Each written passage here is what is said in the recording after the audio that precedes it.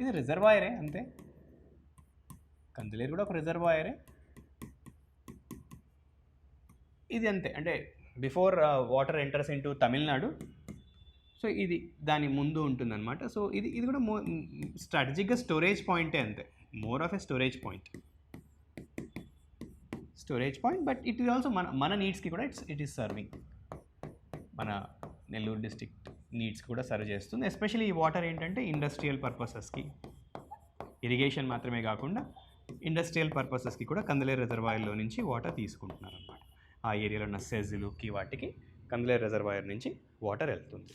So అదే already said, నెల్లూరుకి important. And కొంచెం ఎప్పుడైనా పెన్నా రివర్ బేసిన్లో ఏదైనా ఫ్లడ్ ఉన్నా కూడా కొంతవరకు ఫ్లడ్ కంట్రోల్కి కూడా ఇది హెల్ప్ అవుతుంది.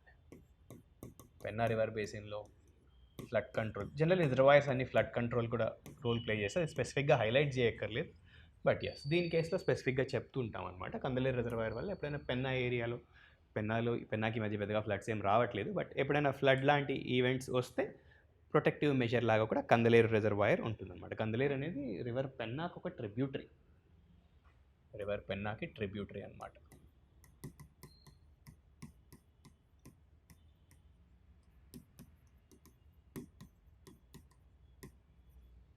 సో ఇది ఇప్పటిదాకా మనం చూసిన వాటి అన్నిటికీ ఉన్న ఒక కామనాలిటీ ఏంటంటే, కృష్ణా వాటర్ని, ఎక్సెసివ్ కృష్ణా వాటర్ని తీసుకొని వచ్చి మనం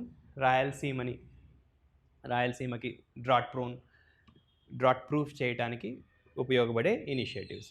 హంద్రీ నీవా, సుజల స్రవంతిక అని, తెలుగు గంగ, లేకపోతే గాలేరు నగరి సుజల స్రవంతి, చాలా ఇంపార్టెంట్ ఇనిషియేటివ్స్ ఇవన్నీ కూడా.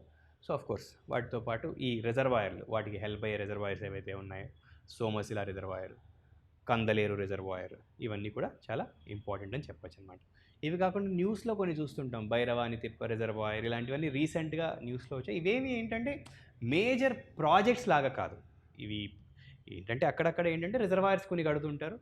రిజర్వాయర్ ఏంటి, స్టోరేజ్ పాయింట్స్ లాగా ఉపయోగపడుతుంటాయి, చుట్టుపక్కల ఆయకట్ స్టెబిలైజేషన్కి హెల్ప్ అవుతుంటాయి, గ్రౌండ్ వాటర్ లెవెల్ అంటే ఆ హైడ్రలాజికల్ క్వాలిటీని, సాయిల్ క్వాలిటీని మెయింటైన్ చేయడము, అండర్ గ్రౌండ్ వాటర్ రీఛార్జ్కి కూడా హెల్ప్ అవుతుంటాయి. సో వాటిని మనం అంత హైలైట్ చేయము, కరెంట్ అఫైర్స్లో ఉన్నంత మాత్రాన వాటి గురించి డెడికేటెడ్గా ఎగ్జామ్లో క్వశ్చన్స్ అడుగుతారు అనేది మనం చెప్పలేమన్నమాట.